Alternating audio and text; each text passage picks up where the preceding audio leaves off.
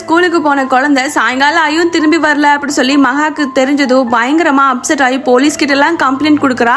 அதே சைடு அந்த சைக்கோ கில்லருமே ஐஷுவை கொடுமைப்படுத்துறான். மகாக்கு கூப்பிட்டு எனக்கு இவ்வளவு பணம் வேணும் அவ்வளவு பணம் வேணும், போலீஸ் கிட்ட போக கூடாது, நீ தனியா தான் வரணும் அப்படிங்கிற மாதிரி நிறைய பயமுறுத்திட்டே இருக்கான். இப்போ ஐஷுக்கு ஏதாச்சும் ஆயிருமோ அப்படிங்கிற பயத்துல மகாவுமே இவன் சொன்ன இடத்துக்கு பணத்தெல்லாம் எடுத்துட்டு போறா.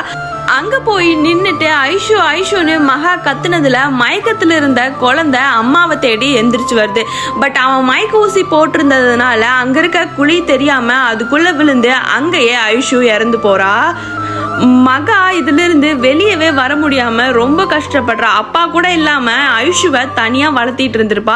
மகானால ஐஷு போனதை அக்செப்டே பண்ணிக்க முடியல. கொலைகார யாருன்னு கண்டுபிடிச்சே ஆகணும் அப்படின்னு சொல்லிட்டு போலீஸ் ஸ்டேஷன்லயே இருக்க ஒரு போலீஸ் கிட்ட ஹெல்ப் கேட்டு அவளுமே நிறைய இன்வெஸ்டிகேஷன் பண்ணி கடைசியில அந்த கொலைக்காரனை கண்டுபிடிச்சு கொலையுமே பண்றா. மகா இப்படி அந்த கொலைக்காரனை தேடி போன இடத்துல ஐஷு மாதிரியே இன்னொரு பொண்ணு இருந்திருப்பா. அந்த பொண்ணையுமே காப்பாத்தி கொடுக்குறா.